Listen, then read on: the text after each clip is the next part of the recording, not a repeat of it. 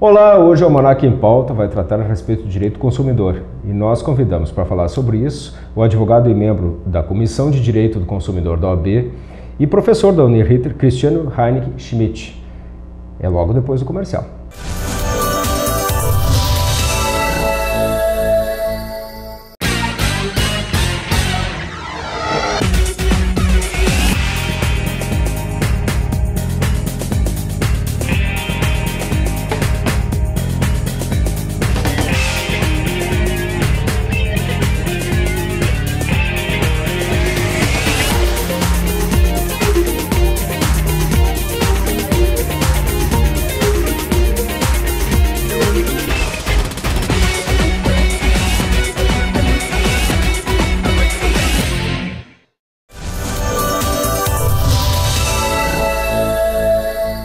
Olá, hoje nós recebemos no Almanac em Pauta o Dr. Cristiano Heinrich Schmidt, professor, advogado e membro da Comissão de Direito do Consumidor da OAB.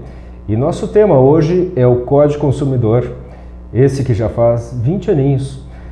Boa noite, Cristiano. Boa noite, Jorge. Cristiano, 20 aninhos do Código Consumidor. 20 aninhos é a maturidade do Código Consumidor ou ele já ficou velhinho e a gente está precisando de outro?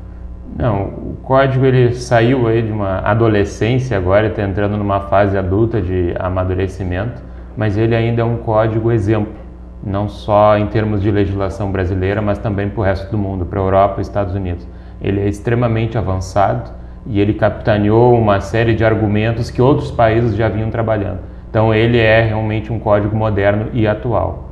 E isso mudou muito tudo nesses 20 anos, né? A gente tem toda uma relação comercial diferente, o consumidor está muito mais ligado nos seus direitos, enfim.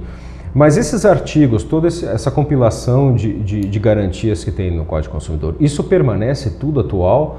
Ou então eu mudo um pouco a pergunta de antes, já estava na hora de a gente pensar em dar assim uma arrumada em alguma coisa do Código Consumidor? Existe uma comissão que funciona junto ao Congresso Nacional que foi justamente criada para se propor modificações dentro das regras do Código de Defesa do Consumidor.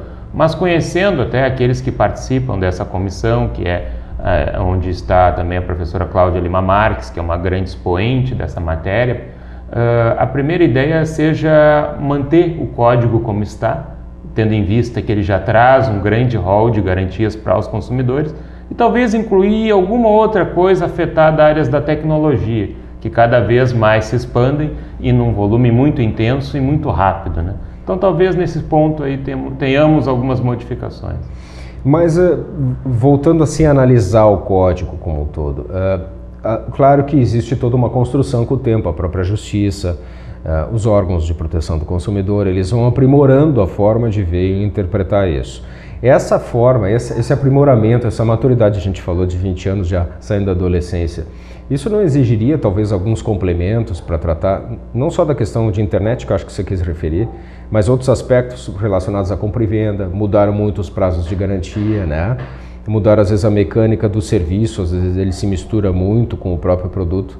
Isso ele foca bem, ele consegue contemplar tudo isso? Ele consegue atender. Eu pessoalmente imagino que algumas coisas focadas dentro dos prazos de reclamação, acho que poderia haver uma expansão. Mas claro, na aprovação de uma lei nova sempre há um enfrentamento do outro grupo.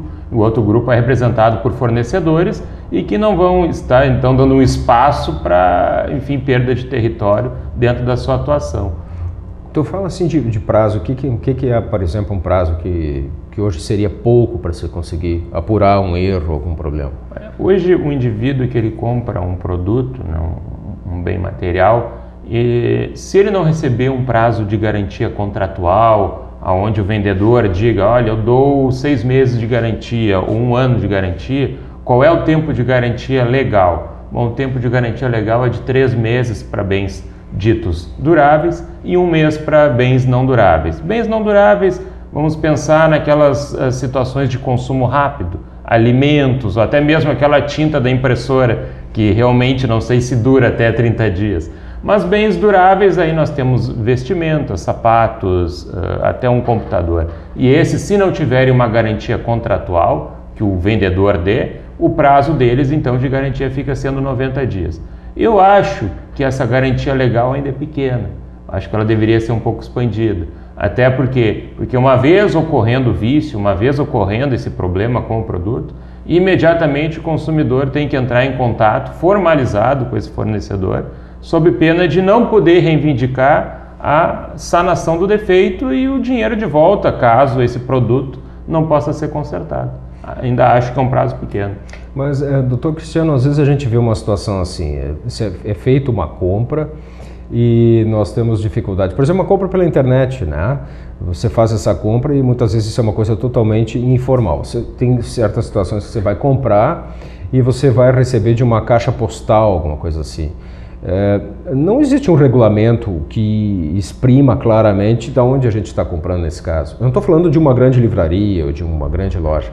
Eu estou falando de sites às vezes menores, às vezes são sebos virtuais, esse tipo de coisa. Como é que faz o consumidor aí numa situação dessa?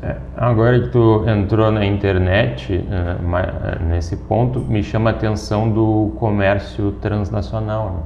Várias situações que levam à aquisição de produtos em países outros que não o Brasil. Só que a compra é feita pelo canal internet. E como é que eu fico diante de um vício de um determinado produto que me foi enviado da China, ou da Alemanha, ou do México? Não tem a tendência de o vendedor dizer que esse produto, na verdade, o problema foi no transporte, não foi dele? Quer dizer, imagina essa situação, eu já vi algumas coisas assim também.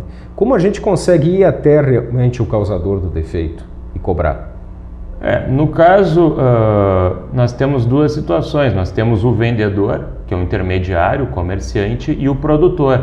Se esse produto vier avariado, são duas opções que o consumidor tem. Então, se eu fui na loja do Shopping Center X, fui na loja A e esse produto apresentou defeito, eu não preciso ir questionar o fabricante do produto. Quer dizer, quem responde por esse vício é quem me vendeu. Então, a ideia sempre é canalizar por uma facilitação do exercício dos direitos do consumidor. E essa facilitação envolve justamente um número grande de indivíduos que possam ser demandados para responder por aquele problema que afeta o produto. Cristiano, alguns países do primeiro mundo, a gente sabe, eles mandam uma espécie de um manual junto quando eles vendem um produto, dizendo que a garantia só vale sobre aquelas condições de uso. Aqui tem isso também? Aqui todo o produto ele deve vir acompanhado de um manual, principalmente se for um produto estrangeiro, ele deve vir com um número de regras ali específicas, mínimas, que permitam o funcionamento adequado do bem e que regras essas que sejam expostas em português, que é a nossa língua natal, enfim, que é o objetivo de permitir a informação adequada do consumidor. E se eu recebo isso e não vem ao meu agrado? Veio com defeito? Vamos dizer que eu encomendei um livro, vem com páginas em branco, ele não vem completo. Qualquer exemplo que a gente puder usar. Qual é o tempo que eu tenho para reivindicar, para devolver, pedir o dinheiro? Bom, toda compra e venda de produto que é feita fora do estabelecimento do fornecedor, vamos entender a venda porta a porta, ou o comércio eletrônico, aquela aquisição que eu faço pela internet. Hoje em dia, até pela televisão, é possível fazer aquisições. Todas essas sistemáticas onde me impedem um acesso direto com o produto estão revelando o quê? Um déficit informacional meu. A única ideia que eu tenho do produto, quando muito, é a foto que eu vi dele numa tela de computador. Eu não toquei no produto, eu não sei como ele funciona e não sei se ele realmente vai me agradar. Toda vez que eu fizer uma compra assim, mesmo que ele não tenha vício, é o produto que não agradou. Eu tinha uma outra ideia, uma outra expectativa com ele, ele não me agradou. Então eu tenho 7 dias para desistir da venda, não tendo ônus nenhum, podendo então devolver esse equipamento ao fornecedor e receber meu dinheiro de volta. 7 dias do recebimento. Do recebimento. E se eu recebo ele, por exemplo, que é comum a gente receber isso numa sexta, ou isso vai contar como esse prazo? Conta 7 dias corrido também, isso não tem nada a ver com justiça. Não, é 7 dias corrido. E o importante é o seguinte, é formalizar a negativa da manutenção do produto. Quer dizer para quem vendeu que não se quer mais este bem. Isto pode ser feito por e-mail, porque nós vamos ter o registro do envio, por uma carta com AR, com aviso de recebimento, ou alguma outra forma que fique o quê? Documentado essa negativa de ficar com o produto dentro daquele prazo de 7 dias. Porque passados esses 7 dias, aí o consumidor só poderia pretender devolver o produto se ele apresentar algum vício. Mas vamos para um exemplo prático. O que eu comprei, vamos dizer que eu encomendei pela internet um ar-condicionado. Eu vou fazer esse manifesto que você falou, mas eu não tenho onde entregar, não sei o que fazer. O que eu faço com isso enquanto eu não tenho resposta, com aquele equipamento defeituoso que está dentro da minha residência? Eu entendo o seguinte, que seja conservado por um período razoável até que o fornecedor se prontifique a buscá-lo.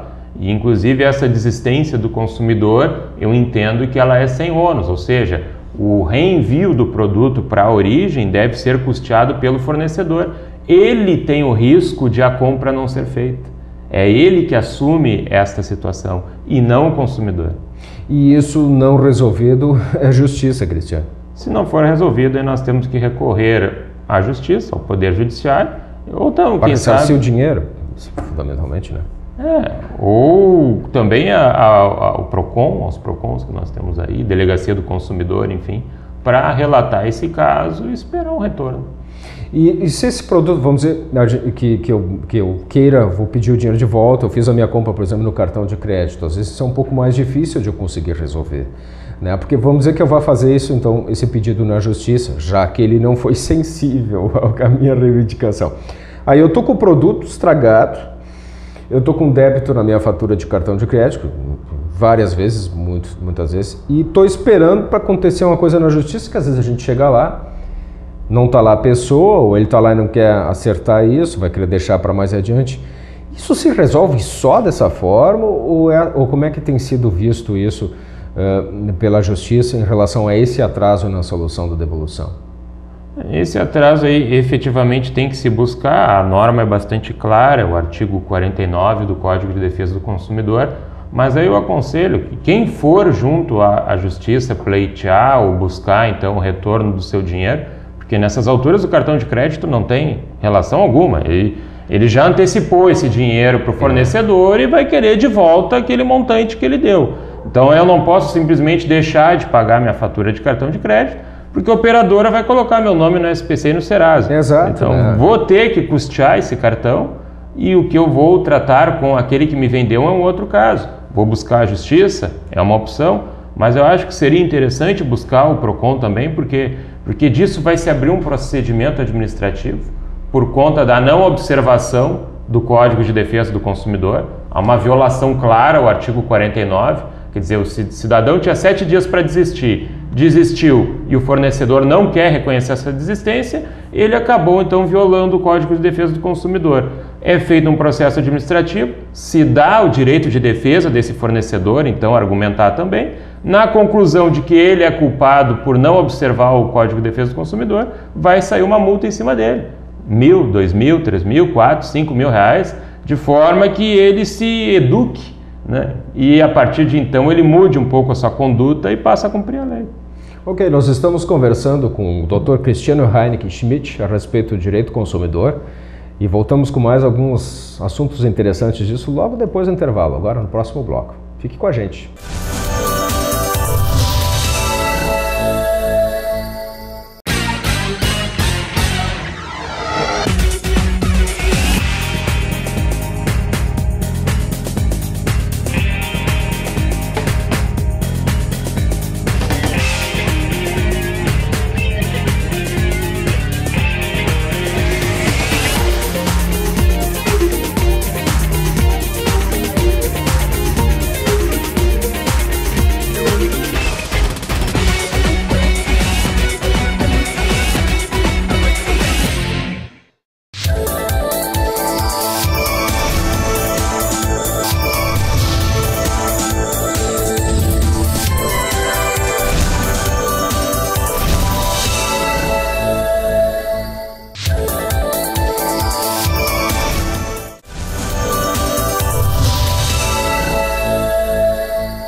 E nós comemoramos 20 anos do Código Consumidor e estamos entrevistando hoje aqui para bater um papo Dr. Cristiano Heineken Schmidt, advogado, professor da Uniriter e membro da Comissão de Direito do Consumidor da OAB. Cristiano, a gente terminou o bloco anterior falando sobre essa questão das encomendas pela internet, mas falamos dos defeitos das compras que nós fazemos relacionados a isso. Eu queria insistir mais um pouquinho nessa parte contigo. Tá, eu fiz essa compra, enfim, o produto veio defeituoso, ele não buscou, Mas às vezes, Cristiano, o próprio site não nos dá um jeito de localizar este fornecedor.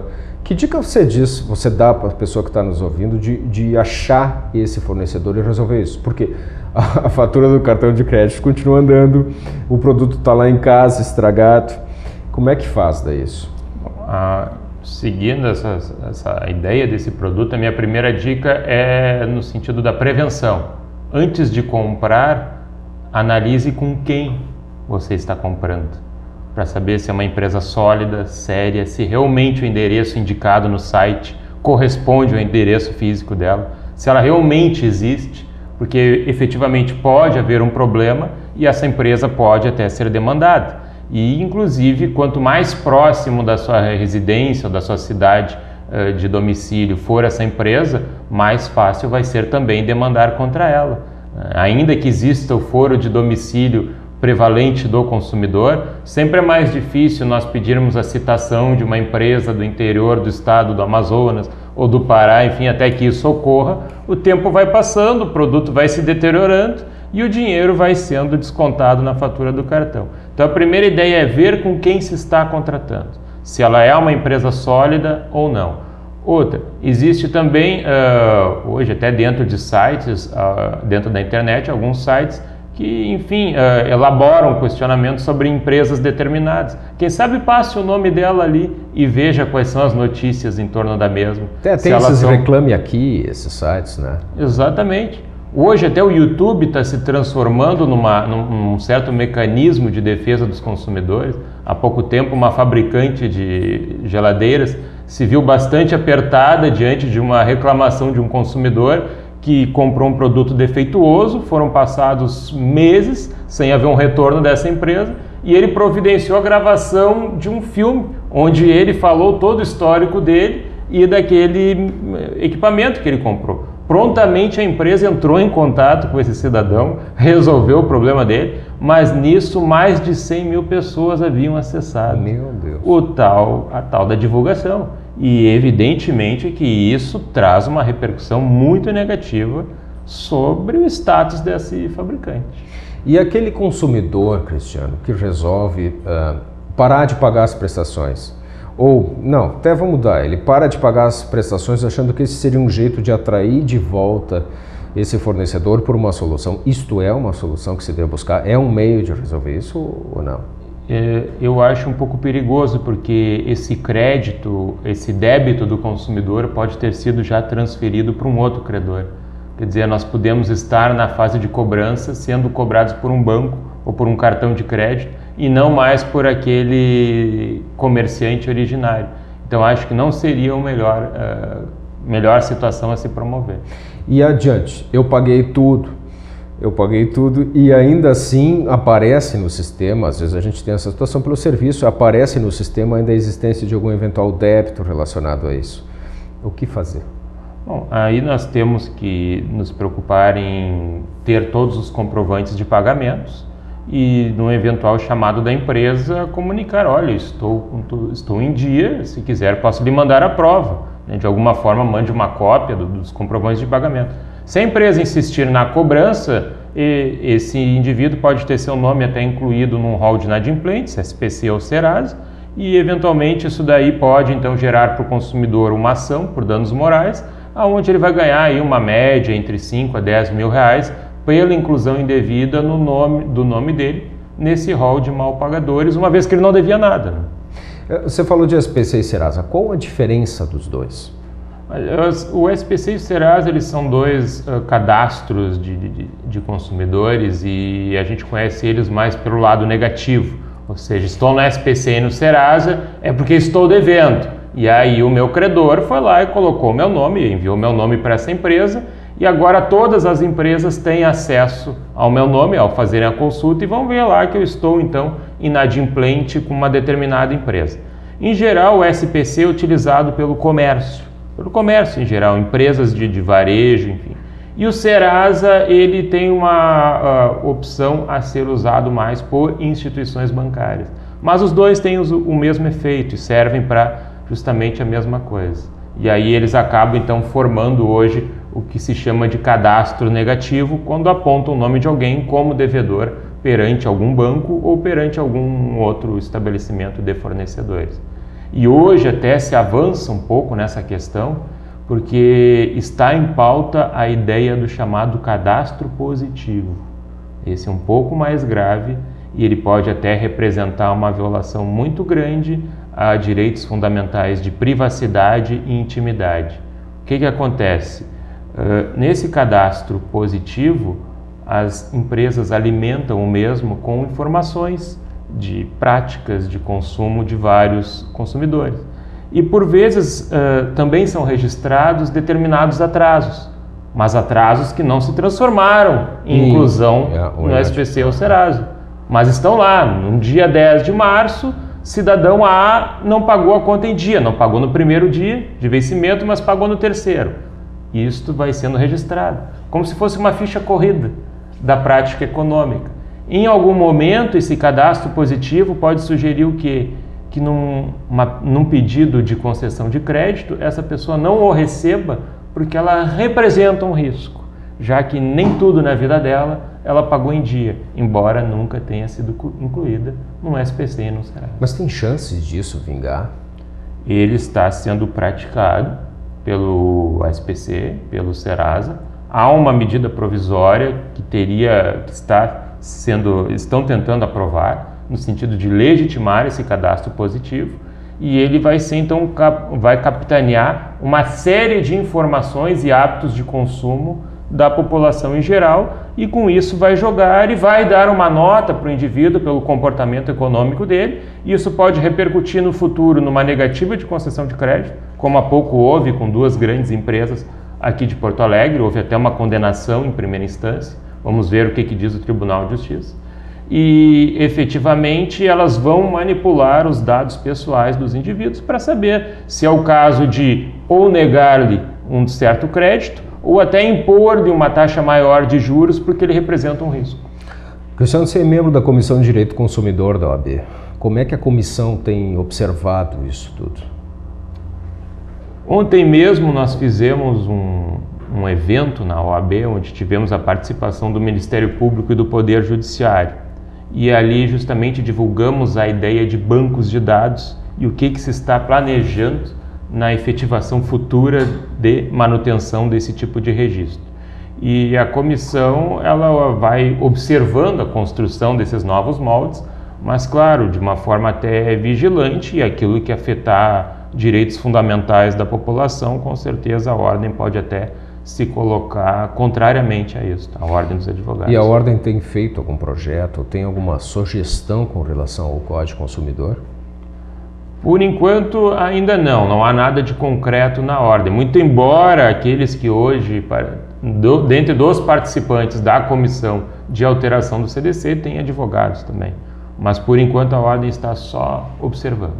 Bom, a ordem monitora, participa, ou tem alguma relação, por exemplo, com as delegacias do consumidor ou com outros órgãos protetivos como o PROCON? A OAB tem uma sintonia com isso também?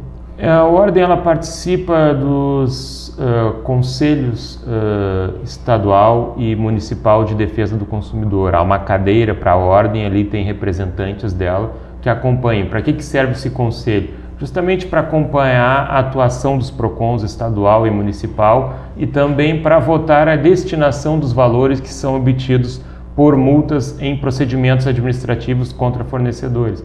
Em geral, esses valores são reaplicados na reestruturação desses PROCONs ou até mesmo em programas de educação de servidores que atuam em PROCONs ou da população em geral. Eu vou aproveitar que te perguntei sobre o DECOM, a Delegacia do Consumidor, PROCONs, isso. Nessas situações que a gente colocou aqui, o que me distingue, o que me faz fazer a opção, a escolha por um ou outro dos organismos para buscar os meus direitos? Olha, aí eu acho que vai depender muito do caso a caso, né? Nós temos aí até um exemplo da própria Delegacia do Consumidor, que fica aqui em Porto Alegre, onde teria então um atendimento interessante junto ao consumidor, porque para o consumidor a última via é entrar em juízo, porque a gente sabe que sempre tem um percalço do tempo que se demora junto à justiça para ter um resultado positivo e ter um dinheiro de volta. porque é um número muito grande de processos e toda a estrutura do Poder Judiciário não acompanha essa demanda. Então o que o consumidor quer? Quer uma resposta rápida. Então aqueles órgãos que se sistematizarem e permitirem um canal direto de conversa com o fornecedor e dali se obter uma transação ou um acordo, essa é a melhor solução para o consumidor. E aí vai depender caso a caso. Dando um exemplo prático, eu vejo uma sintonia muito grande nisso frente ao PROCON estadual do Rio Grande do Sul, ao PROCON municipal de Porto Alegre e a própria Delegacia do Consumidor, que fica também aqui em Porto Alegre, no centro. Acho que esses 3 órgãos atendem muito bem a população. Ok, uma última pergunta só para te provocar rapidinho aqui. Você acha que parte do sucesso do Código Consumidor tem uma relação com a existência dos juizados? Foram eles que deram uma salvaguarda para esse Código Consumidor ter esse sucesso todo? O Código de Defesa do Consumidor ele tem justamente esse sucesso por uma conjuntura de fatores, mas com certeza os juizados especiais cíveis abriram muito essa perspectiva, uma vez que aquelas pequenas ações, aquelas ações de um valor muito baixo, não tinham entrada na justiça como era. Hoje em dia o fato de o próprio consumidor poder buscar uma tutela para um valor muito baixo, sem precisar de um advogado, e aí justamente um valor baixo sugere ao fornecedor um acordo, porque para o fornecedor se torna caro a manutenção daquele processo, acho que eles servem então como uma via de mediação muito interessante e enriquece a própria aplicação do CDC. Ok, Cristiano Heineck Schmidt, bom tê-lo aqui no Almanac em Pauta. Eu agradeço o convite. Obrigado. E nós nos encontramos no nosso próximo programa aqui no Almanac, sempre com novas notícias importantes da comunidade para você. Boa noite e até mais.